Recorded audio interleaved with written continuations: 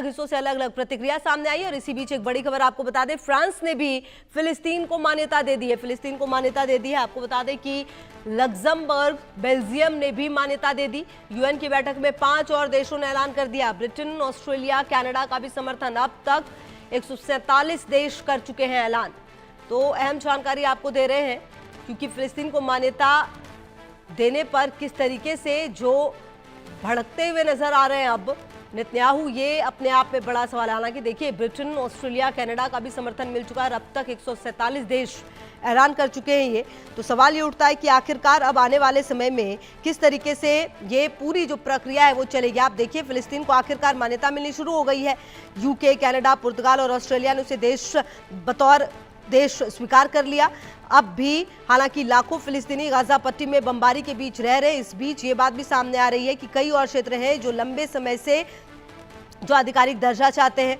आपको बता दें कि इजरायल के धमकाने के बाद भी यूके, ऑस्ट्रेलिया, कनाडा ने फिलिस्तीन को एक देश का दर्जा दिया।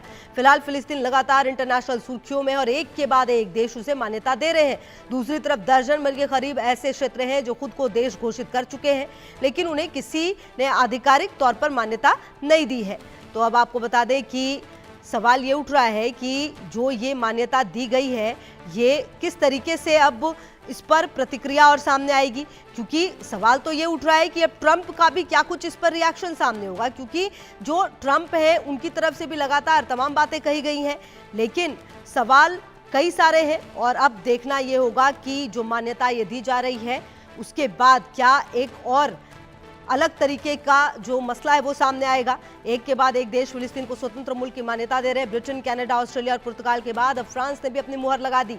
सवाल ये कि पहले फिलिस्तीन से दूरी बनाने और इजरायल का साथ देने वाले देश अब क्यों इसे मान्यता दे रहे हैं।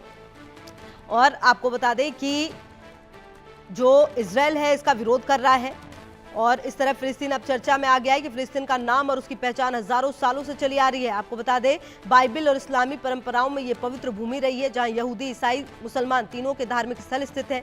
20वीं सदी की शुरुआत से ये इलाका ऑटोमन साम्राज्य के अधीन था, लेकिन प्रथम विश्व युद्ध में जब ऑटोमन हारे तो लीग ऑफ नेशंस ने इस इलाके का प्रशासन चलाने की जिम्मेदारी ब्रिटेन को दी। इस काल को हम ब्रिटिश मैंडेट ऑफ फिलिस्टाइन भी कहते हैं।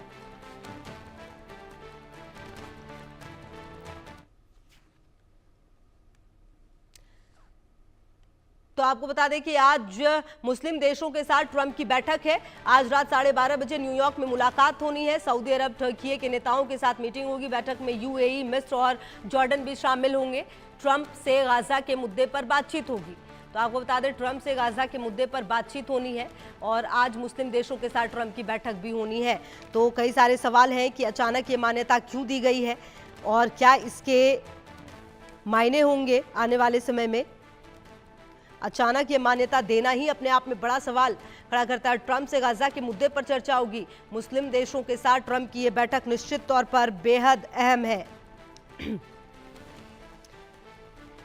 तो आपको बता दें कि ट्रंप जो लगातार इजरायल को और नेतन्याहू को सपोर्ट करते रहे हैं, क्या अब भी वो उसी तरीके से सपोर्ट करेंगे या फिर कुछ अलग तस्वीर सामने निकल कर आएगी, ये देखना अपने आप में खास होने वाला है। क्योंकि आपको बता दें कि लगातार जो मैक्रो है वो ये भी कहते आए हैं कि ये हमास की हार है। यूएन चीफ ने कहा है कि ये इनाम नहीं अधिकार है। तो अलग अलग तरीके से जो रिएक्शन है वो जरूर सामने आ रहे हैं, लेकिन अब देखना ये है कि ये जो मीटिंग होने वाली है ट्रंप की, उससे भी क्या सामने निकल कर आता है। और सबसे बड़ी बात ये कि क्या अभी और अन्य जो देश हैं वो भी धीरे धीरे सामने आएंगे।